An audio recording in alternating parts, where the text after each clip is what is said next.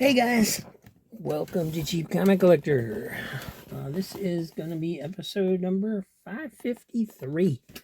Would have had our first year anniversary show yesterday. So our live stream on Saturday was our 1 year anniversary of the show. So, hope you checked that out. Hope you had a good time. I'm sure I will, because I'm filming this ahead of time. But I'm kind of just starting to plan it right now because I just realized, like yesterday, that it was going to be the anniversary show when I was creating the thumbnail ahead of time, because I try to create them.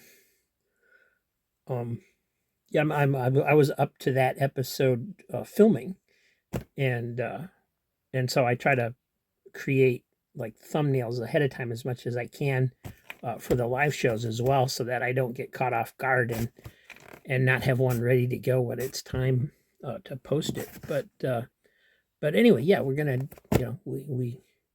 I'm talking like it hasn't happened yet, because for me it hasn't. But yeah, so I hope you had a good time, and we're gonna keep doing this. So we'll see how the second year will go. Here's the start. So today we're going through a whatnot box. But before we do that, we're going to take a look at some of the stuff that I read recently. So I know that'll make a few people happy because they like when I do this. Doesn't get a lot of views like the haul videos do, but let's see, this will be a Sunday episode. Those usually do better. So maybe more people will like it. I don't know. Please hit like and subscribe. If you're not already subscribed, don't hit subscribe if you're already subscribed, because it will unsubscribe you, possibly. And thanks for being here. Thanks for making this first year possible, and hope you'll stick around for the second. So, yeah, we're just go up top here and get going. Let's get this camera situated. Hope everybody's having a good day, good weekend for you.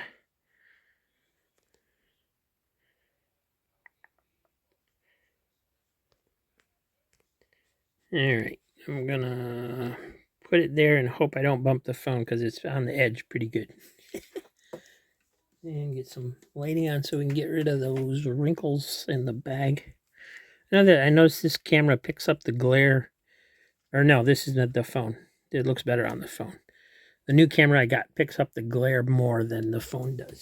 So I'm still using my phone for these recorded videos, even though I have the new camera, because I think it just looks better actually than the camera that I bought. But could just be me. Anyway, we're starting off with Donald and Mickey number 29. This was from Gladstone in 1995. So this was series 2. So this would have been after Disney took Gladstone started publishing when nobody wanted the license. They did a great job. Disney basically took the license away from them so they could do it themselves, because they thought they could do a better job and promote their new shows, like the Disney afternoon shows and stuff. After about a year and a half or so, they gave up on it and gave their license back to Gladstone. So this would have been at that time when they came back and published again. This cover is cool because it's a Don Rosa cover, but not only is it a Don Rosa cover, but it was one of the very rare times that he drew Mickey Mouse, because he didn't like doing Mickey. Just had no appeal for him. And but he did do this cover for them, and of course Mickey is prominently there on the cover, so that's cool. It reprints a Donald Duck story from Walt Disney Comics and Stories number 213. For this one would have been from 1958. And let me see if I can remember which one this is. It's been a little bit since I read this. Okay, yeah, this is a story where Karl Barks kind of recycled one of his plots. Um, so it's similar to some other stories he did where Donald is just trying to get out of helping Daisy with spring cleaning, and so a chase ensues, um, and it's pretty funny. It's pretty good. But it isn't so much an adventure story as a funny story, but um, because of the whole chasing thing going on, it feels a lot like an adventure story in the reading of it. So uh, it was a good story. And then there's the second part of Goofy King Arthur, which would have been uh,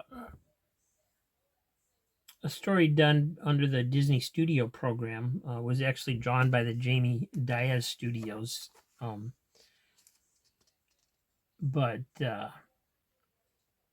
they did a series of stories where like Mickey and Goofy were historical figures or whatever, and it's just a kind of a satire of the whole that type of thing going on, and they're usually mildly funny, not hilarious, but the artwork is unusual for Disney comics. So it's a fascinating study in art. I've always liked looking at the panels because they had a very unique way of presenting the story, especially for Disney comics. And that's all that's in this issue. So that takes up the rest of that issue. There's a column showing some of their new comics and things like that. There's a letters page, um, and it was a good issue. I recommend just about any Disney comic, quite honestly. The only ones that I didn't buy when they were coming out, especially from Gladstone, were ones where I already had the majority of the material because they started doing reprints of their reprints. And I just, yeah, and then they went to the higher end prestige format, um, which was like $7 a book, which was a lot of money for back then.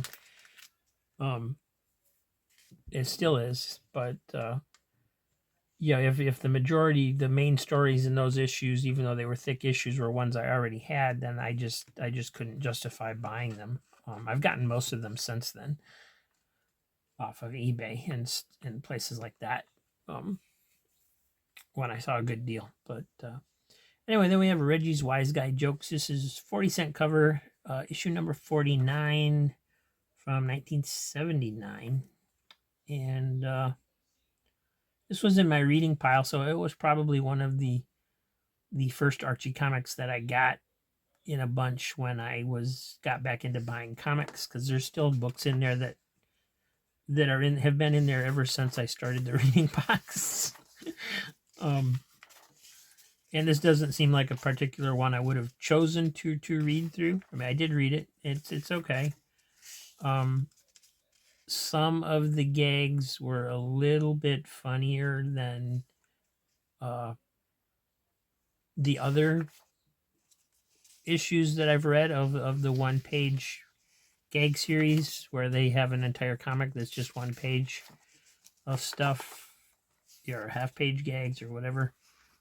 So there was a couple in here that made me smile or whatever. Nothing outrageously funny, but um, it was a little bit better. And they got a Josie ad for Hostess Fruit Pies. The regular Archie Club news and ads. And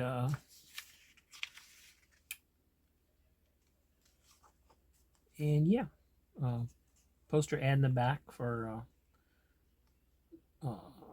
Susan Anton, Farrah Fawcett, Cheryl Ladd, Linda Carter, the Coneheads, and Kiss. And so, anywho,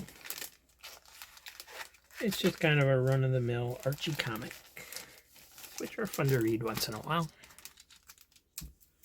And then I read the series of Doomed from DC Comics. I wasn't familiar with this at all. It's a new character that I had not heard of previously. These are from 2015. And this was pretty good. For a modern comic, I enjoyed this much more than I thought I would. It's a solid read. It's written by Scott Lobdell. Artist is Javier Fernandez. And they do a good job. It's a new character who basically turns into a monster. He can't control himself. He can't talk. He just makes monster sounds. And he's called Doomed. And what it is he gets this job at Star Labs. And he gets exposed to doomsday spores that they're testing. Because it's his job to clean the lab at night. And he gets exposed to these spores, and they infect him with the doomsday virus, or whatever you want to call it. And so when he gets basically excited, threatened, whatever, he turns into this monster. But he still has his thoughts. He's still, and of course everybody wants to everybody thinks he's a monster, and he can't communicate. So this is issue number 2. And this kid here is actually some kind of alien in disguise. This was an odd issue because they don't really explain this too much. But he's a monster hunter, a bounty hunter, and somehow they have sensors or something that detect that this guy's infected with the doomsday virus. So he goes after him. He's trying to catch him, destroy him, whatever. And then I guess it goes into issue number 3. Yeah, there he is, where he's hunting him down. And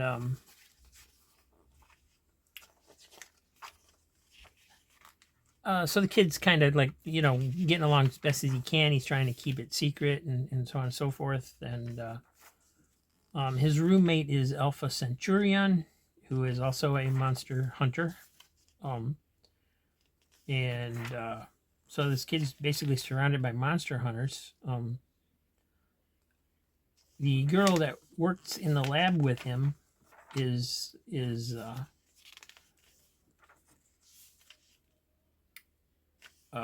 trying to help him a little bit. The alien kid thing shows up and wants to fight. And of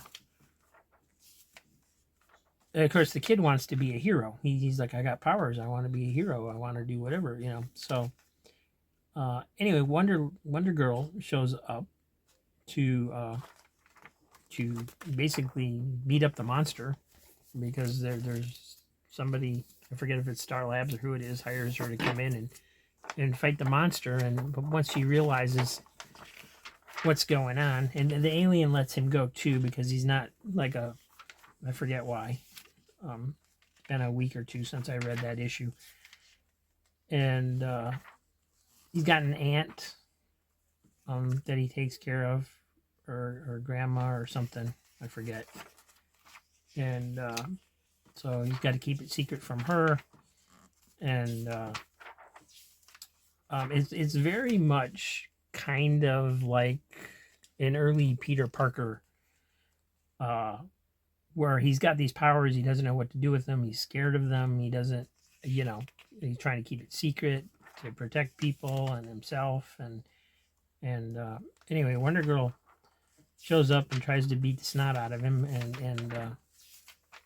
ends up letting him go, realizing that he's deep down he's a hero and not a monster. Just that people are just assuming he's a monster because of what he looks like. And then Superman shows up, and there's also this other girl in here who first got him excited and active, and that's what activated his powers the first time. That's a storyline that doesn't get resolved in this miniseries because it seems to be kind of implied that she did it on purpose, that he's just an experiment. But at the same time, it was completely random that he got infected because it was his own fault for taking his containment suit off when he was cleaning the lab. So, yeah, we're not sure. It's just a storyline that didn't go anywhere within this series anyway. I believe this character continues into like a Superman one shot and also shows up in like the Titans series. But I don't know how much they actually, developed the storyline more after this. So Superman shows up and basically, is worried about him, trying to keep an eye on him and stuff because of the Doomsday virus. And so he starts fighting Superman. His roommate is taken over by the Alpha Centurion personality, and he wants to kill him. And so Superman is trying to contain him. This guy's trying to kill him. And then this monster shows up, so they all have to team up to fight that monster. And it's actually a good series. I mean, it was interesting. I think from the whole standpoint of, he's a misunderstood monster, which is, an old trope of storytelling, but it reads well. It reads well. I enjoyed this. It was very much a traditional comic book, and it was just fun. It was a fun read. I enjoyed this a lot. So that's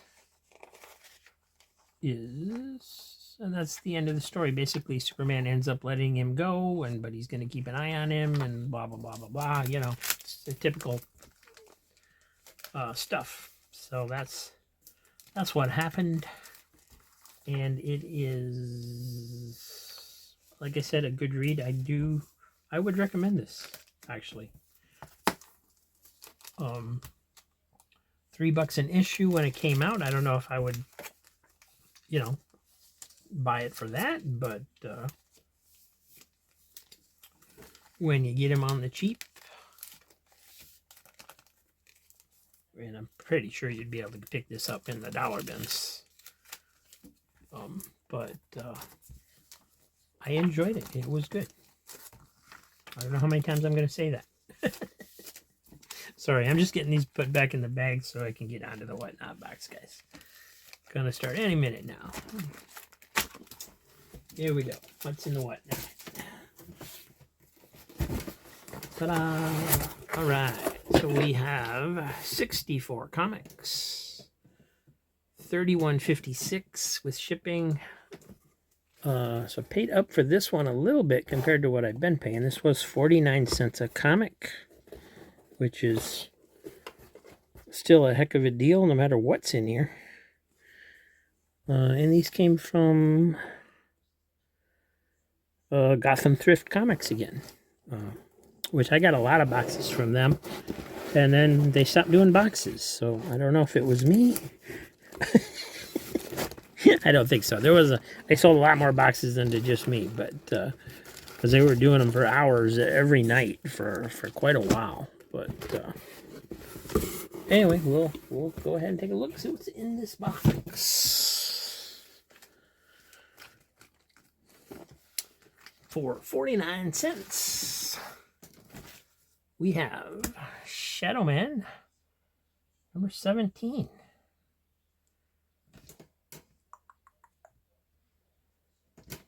And it looks to be minty. Maybe some cover wear on there.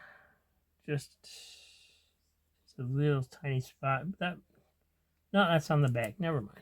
Looks good. Also, some Valiant Eternal Warrior number 13. And it's funny because I was just, and I'm filming this like 3 weeks ahead of time, something like that. But I've been talking to QNS because he's interested in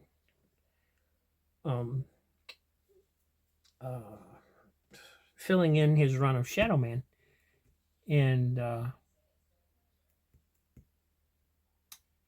that actually got me going through all my boxes that we've already auctioned and pulling out all the Valiants and putting them together in their own box. And it sort of got me wondering if I shouldn't be collecting the Valiants and just kind of trying to put a whole set together of everything Valiant did, or at least for their first run, because that would be kind of cool to have every comic that a publisher did, even if it's a small publisher. But so these are I normally consider these filler and so forth, but right now I'm liking seeing these. These are pretty cool. So Eternal Warrior number 13 again. Hardcore number 9. 2 of those. They killed the mascots. I think I mentioned that in another show. Question number 33, suggested from Mature Readers from 1989.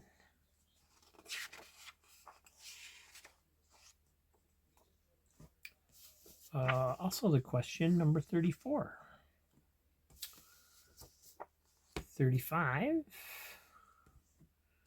And these were written by Denny O'Neil, so they should be pretty good. Number 36.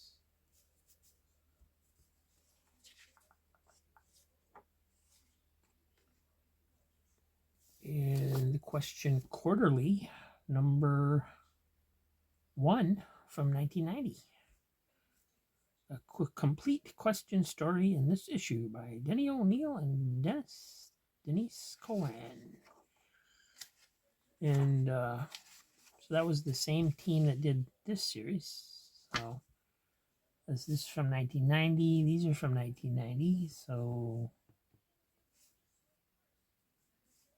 the quarterly series must have came out of the original series there. There's quarterly number 2. Number 32 of the regular series. Number 31. Annual number 2. Looks like it guest stars Green Arrow. And it's when they were doing Who's Who entries. So there's some Who's Who entries in the back. I always like to glance at those. Got the question. Aristotle Roeder, whoever that is. Myra Furman. Isadora O'Toole, Lady Shiva. Okay, I'm familiar with Lady Shiva from like Richard Dragon and Batman. Don't know the supporting characters of the question. I don't think I've ever actually read a question story.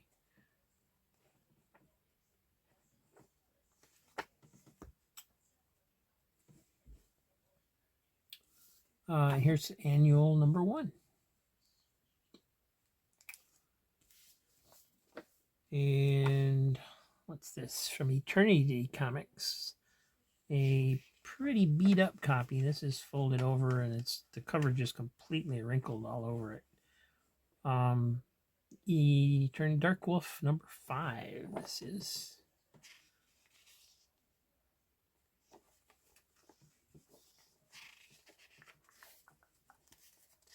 Nice artwork.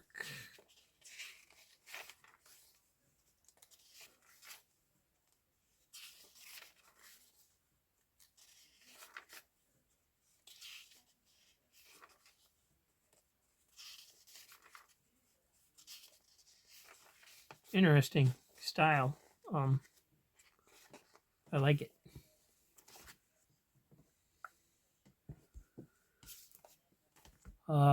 Turok Dinosaur Hunter number 2.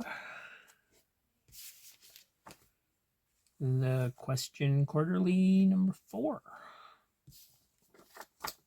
And number 3. So you got 1, 2, 3, and 4 of the question quarterly. Don't know how many issues that had. Blue Beetle, number 2 from 86.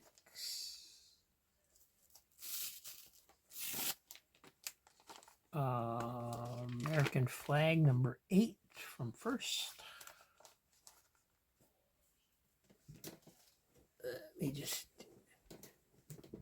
check and make sure they're good position. Yeah, okay. Hawk and Dove, number 3.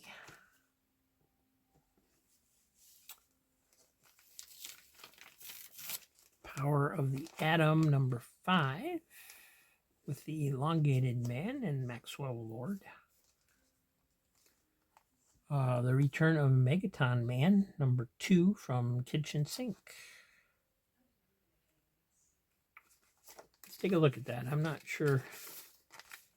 I'm more for ads than the actual comic, just because I'm not sure what all Kitchen Sink used to publish. I know they did Spirit, of course. And apparently they did Megaton Man, at least a little bit.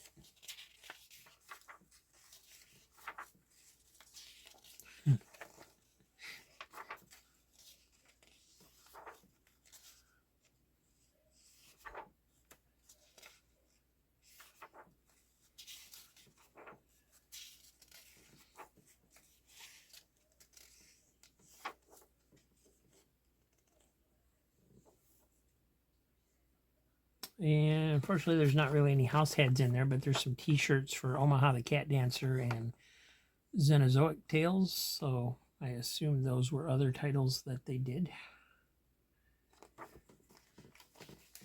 I've heard of both of those, but yeah, didn't know who the publisher was. Doc Savage, number 2 from 1988.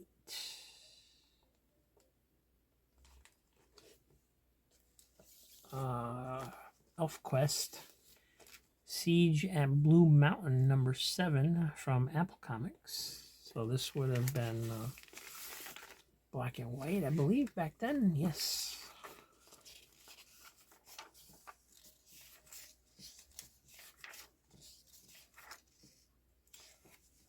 So I think this was probably their first sequel to the original ElfQuest saga. Would be my guess.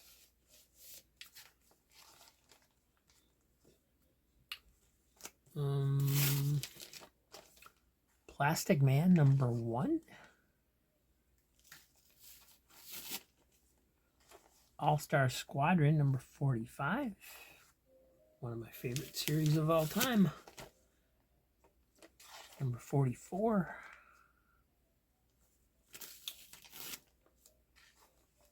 Action Comics, number 582. Looks like, not sure what's going on there. Number 581.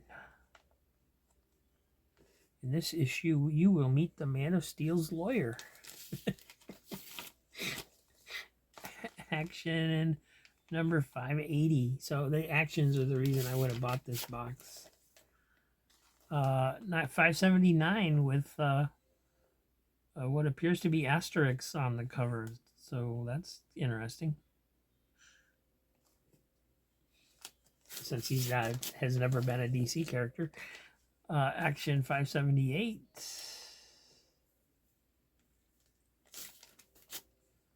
577. 576. And these are all in beautiful condition too. I would have paid 50 cents for these things all day, man. 575, The Great Brain Robbery. 574.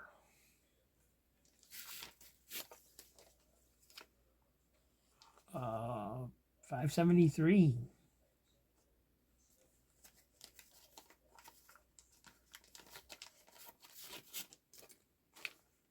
572. Nice run, man. 571. 570. Now these are the ones I had in my collection when I was a kid, or when I was younger. 569. 568. I think most of these here, there's last few, and then these coming up were ones that I had. It was like my first ever mail order buy.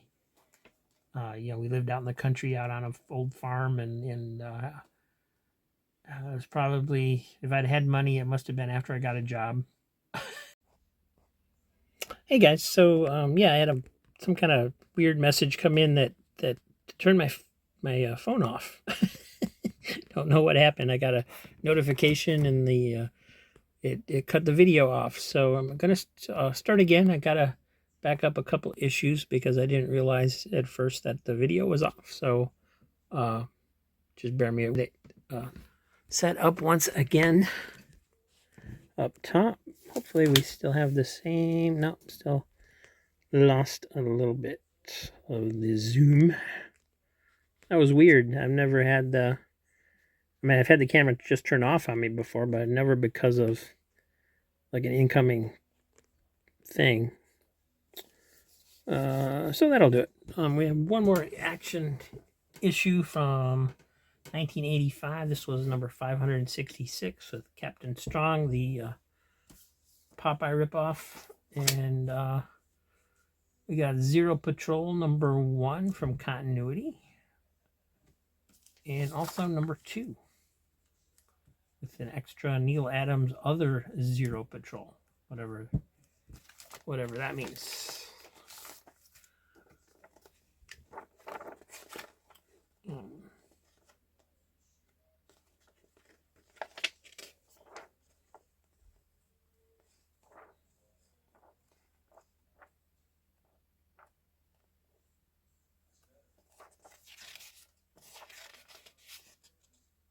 The history of Zero Patrol. Okay, so it's actually some kind of like behind the scenes article about some Zero Patrol comic that he created years ago or something. So interesting.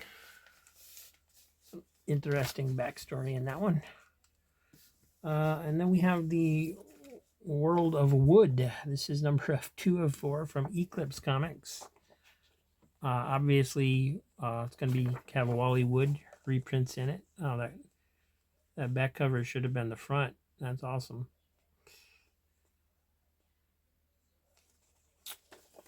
And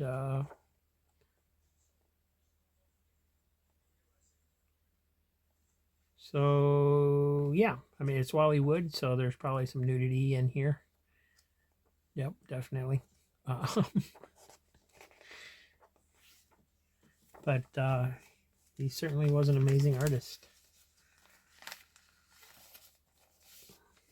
So that's number 2. We've also got number 3.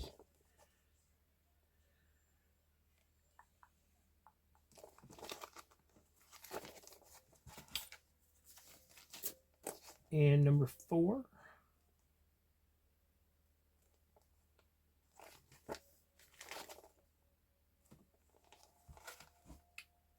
And oh, here's number 1. So we do have number 1. So we have all 4 issues.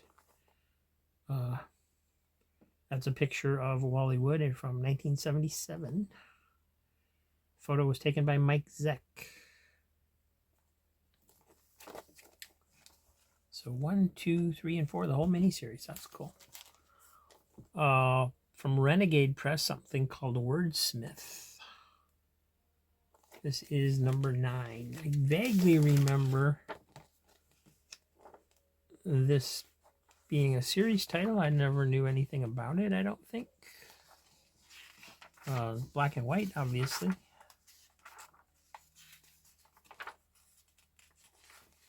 And this one, this was issue 9, so it went on for a little while.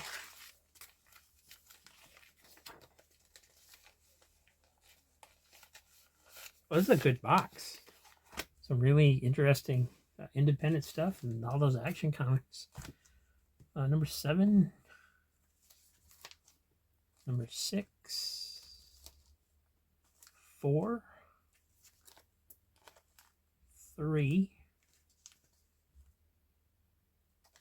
2, and Nathaniel Dusk, number 3, number 2,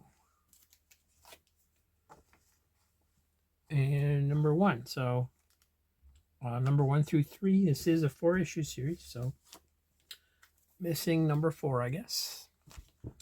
The Nam, number 20, and number 19. So, and that's it. So, yeah, well worth. I don't think there's anything in there I wouldn't have paid 50 cents for. So, well worth the cost of what I paid. Yeah, there's some cool stuff in here. So, nifty.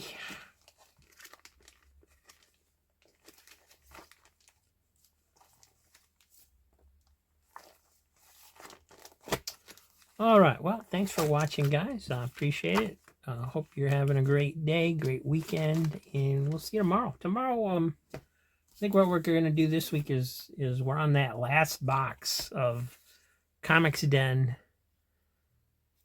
goodness. I got those long boxes from the Comics Den. We're finally on box number 13, the last one. It is a good box because it's one that I picked out.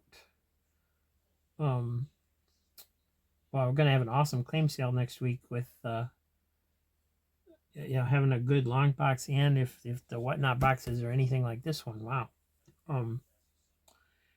Anyway, so I think what we're going to do is we're going to alternate this week. I'll do, like today I did a whatnot box. Tomorrow I'll do some from the long box. Then I'll do another whatnot box, and we'll just alternate that way. That'll give us quite a few books to go through because there'll be 3 whatnot boxes and the long box, but it will be the last long box for now. So anyway, tune in for that. Thanks for watching, everybody. Sorry, I'm just trying to gather my thoughts here. And please like and subscribe. We'll see you tomorrow. Have a good one.